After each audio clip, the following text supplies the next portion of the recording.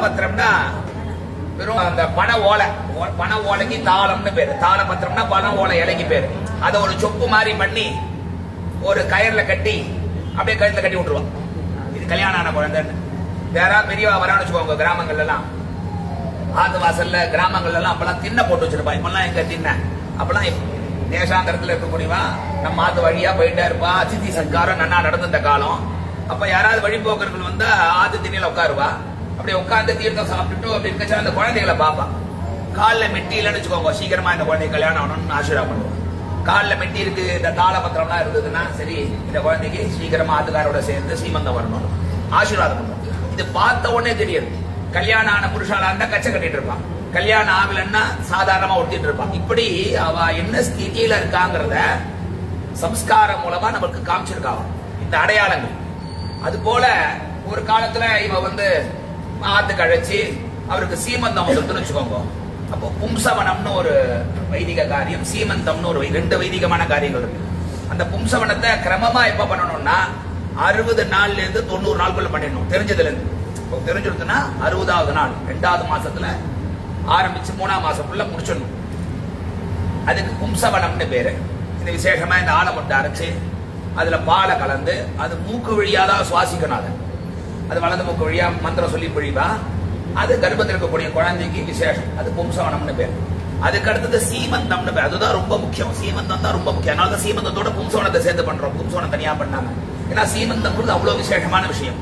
இது மூக்கு பிடிக்கிற எல்லாருக்கும் தெரியுது. ஏதோ ஒரு மெடிசன். அது மூக்கு வழியா போறச்சல கர்ப்பத்தில் இருக்கக்கூடிய குழந்தைக்கு விசேஷம் தெரியுது. இது பிரத்யட்சமா ஓரளவுக்கு எல்லாருக்கும் புரியும். ஆனா சீமந்தம் தான் என்னன்னு தெரியாது. சீமந்தம்னா என்னன்னு தெரியாது. ஆனா நடந்துட்டு இருக்கு சீமந்தம்னா. இப்போ அந்த குழந்தைக்கு உண்டாயிட்டான்னு வச்சுக்கோங்க. இப்ப கல்யாணம் பண்றா இல்லையா, கல்யாணம் பண்றச்சுல அந்த குழந்தைக்கு எப்படி தலைவாரி பின்னணும்னு இருக்கு. எப்படி தலைவாரிக்கணும் அப்போ அப்படின்னா, கல்யாண அன்னில இருந்து அதுக்கு முன்னாடியும் சரி அதுக்கு அப்புறமாவும் சரி அவ தலைய வகுடு எடுக்காம தான் வரணும். அதான் சாஸ்திரம். அப்படியே இப்ப நம்ம புருஷால எப்படி குடிமை கட்டிக்கிறான் அந்த மாதிரி ஒரு குடிமை மாதிரி கட்டி, முக்கியமா பார்த்தேன்னா அதுக்கு முன்னாடி நம்ம குழந்தையில இருந்தே தலைவாரி பின்னிட்டு இருக்கோம். அதெல்லாம் விட்டுடுங்க. நம்ம ஏதோ சோரியமா பண்ணிட்டு இருக்கோம். ஆனா விஷயம் தெரிஞ்ச ஆத்துல பெரியவா இருந்தா கல்யாணத்தன்னைக்கு என்ன சொல்லுவா, அந்த பொண்ணுக்கு கோடாரி முடிச்சுன்னு அதை போட்டுதான் அன்னைக்கு திருமணம் தாரணம் போது. ஏன்னா எப்பயுமே அந்த குடுமி கட்டி தான் இருக்கணும் அவரு. அது விசேஷமா பெருமாள் கூட விசேஷமா சேவை சாய்ப்பா நமக்கு விசேஷமா இருக்கும். அந்த அழகா அந்த பொண்ணு இதுவே அந்த மாதிரி இருந்திருந்தா அதுக்கப்புறமா அப்படிதான் இருப்பான். தலையை பின்னிக்க கூடாது. தலைவாரி பின்னுறதுங்கிறதே கிடையாது. அவ கோடாரி முடிச்சு போட்டு இப்படி சேர்த்து தலைய வாரிட்டு தான் இருக்கணும். சரி, அவருக்கு எம்பெருமான் அனுகிரகத்துல ஆத்துக்காரோட சேர்ந்து அவருக்கு சீமந்தம் வந்துருதுன்னு வச்சுக்கோங்க. சீமந்த தன்னைக்கு சீமந்தம் எப்ப பண்ணணும்னா 4வது மாசமோ 6வது மாசமோ பண்ணணும்னு சாஸ்திரம். ஆனா அதெல்லாம் தப்பி போய் 8ஆம் மாசம் பண்ணிட்டு இருக்கோம். விட்டுடுவோம். ஏதோ விடாம பண்றோமேங்கிறது தான் இப்ப முக்கியம். இப்போ சீமந்தம் பண்ற சீமந்தத்துல அக்னி சாட்சியா ஹோமங்கள்லாம் பண்ணி சங்கல்பங்கள்லாம் பண்ணி விசேஷமா நாத்தின்னு பேர். இன்னைக்கு நாத்தினா நம்ம மாத்து பெரியவாள்லாம் இருக்கா இல்ல, தாத்தா குடு தாத்தா இல்லு தாத்தாலாம் அவெல்லாம் கூப்பிட்டு இன்னைக்கு அவெல்லாம் வர ஆசீர்வாதம் பண்றதுக்காக நம்ம அதுல சீமந்தம் நடக்கிறதுக்கு அவளுக்காக ஒரு நாந்தின்னு ஒரு விசேஷமான ஒரு சாதத்தை பண்ணி எல்லாருடைய தேவதா சாட்சி பிராமணா சாட்சியா இவன் என்ன பண்ண போறான் இன்னைக்கு. சீமந்தம் அப்படின்னா என்ன சொன்னா, ஆத்துக்காருக்கு பகுடு எடுத்து விடுறது. இன்னைக்குதான் ஃபங்க்ஷன். பார்த்தேன் ஒன்னும் பகுடு எடுத்துக்கல. சரி, பகுடு எடுத்து விடக்கூடிய ஃபங்க்ஷன் தான் சீமந்தம். உன்னையதி சீனா இந்த இடத்துக்கு பேரு. நெத்தியோட இந்த இல்லையா தலைமுடி ஆரம்பிக்கிற இடம் அதுக்கு சி அப்படின்னு சீனு பேர். அதுக்கு சீமந்தம் உன்னையதினா அது உள்ள போய் 2ஆ பிரிக்கிறதுன்னு அர்த்தம். தலைமுடிய 2ஆ பிரிக்கிறது. இது என்ன பெரிய ஃபங்க்ஷன் ஆகுது. ஒரு பகுடு எடுத்து விடுறதுக்கு இவ்வளவு செலவு, இவ்வளவு பெரிய அமக்கலாம், சத்திரத்தை பார்த்து இவ்வளவு பெரிய சாதம் போட்டு.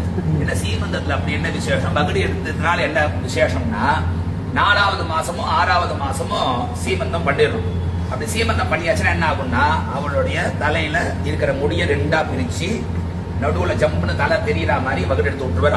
அதுக்கு மந்திரபூர்வமா இவ்வளவு தேவதைகள்லாம் அனுகிரகம் பண்ற. அதுக்கெல்லாம் சாதாரணமா ஏதோ நம்ம தலை வாரிக்கிற மாதிரி இல்ல இது. அது அந்த காலத்துல எல்லாம் சீப்புலாம் கிடையாது. ரொம்ப கஷ்டம். இப்ப கிராமங்கள் யோசிச்சு பாருங்களேன். எங்கேயோ ஒருத்தர் இருப்பா, அங்க எல்லாரும் பண்றவெல்லாம் அங்க பண்ணி கொடுக்கணும்னு முடியுமா? அப்ப என்ன அந்த காலத்துல பண்ணிருந்தான்னா, அந்த முள்ளமன்றி முள்ளு, அந்த முள்ளமன்றி முள்ளு இப்ப ஷார்ப்பா இருக்கும். பாத்துருப்பேன்.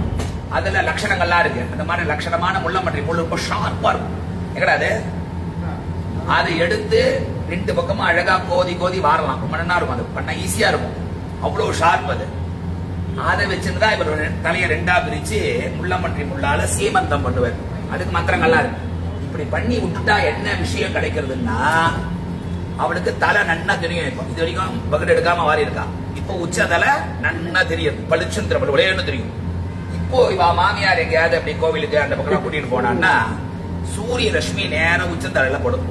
விட்டமின் டி இப்ப சொல்றான். அதுக்கு இல்ல, அதுக்கு நிறைய மருந்துனா கூட குழந்தைக்கும் கொடுக்குறான், எல்லாருக்கும் கொடுக்குறான். அந்த காலத்துல சர்வசாதாரணமா அவெல்லாம் கோவிலுக்கு போவா, இந்த பக்கம் எங்கேயாவது ஃபங்க்ஷனுக்கு போவா. அப்படி வெளில போறச்சே சூரிய ரஷ்மி வாளுடைய உச்ச தலையில நேரப்படும்.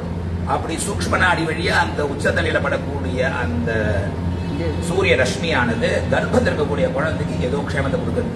இதெல்லாம் இன்னைக்கு இல்ல, இன்னைக்கோ ரொம்ப வருஷம், பல ஆயிரம் வருஷத்துக்கு முன்னாடி விஷயங்கள்லாம் ரிசர்ச் பண்ணி இந்த மாதிரி பண்ணினா என்ன, பண்ணாம இருந்தா என்ன, இப்ப பண்றானோன்னு ரிசர்ச் அது மாதிரி பண்ணியாச்சு. பண்ணி பார்த்து ரிசல்ட் என்ன, இப்படி பண்ணினால் அந்த கர்ப்பத்தில் இருக்கக்கூடிய குழந்தைக்கு பரம சௌக்கியம் கிடைக்கிறது, பரம ஆரோக்கியம் கிடைக்கிறது தீர்மானம் பண்ணி நம்ம பண்ணுங்கோன்னு சொல்லிட்டு போயிட்டான். அவ்வளவுதான். அதனால இந்த சீமந்தம் பண்றான். சீமந்தம் 6ஆம் மாசம் பண்ணிடுவேன் ஆத்துக்காரர். அப்படி பண்ணதுக்கு அப்புறமா தலை இப்போ பிரிச்சா சொன்ன முடியாது. இப்ப என்ன பண்ணணும், அடுத்தது தலையை வாரி பின்னணும்.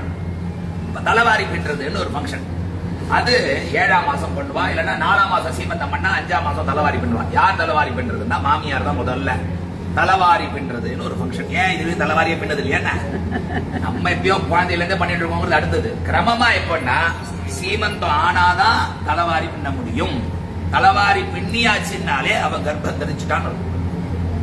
இது வரைக்கும் கொண்ட போட்டுருந்தா இப்போ தலைவாரி பின்னியாச்சு அந்த குழந்தைக்கு. தலைவாரி பின்னின ஒரு குழந்தை இருந்ததுன்னா அந்த குழந்தைக்கு சீமந்தம் வந்துருதுன்னு அர்த்தம்.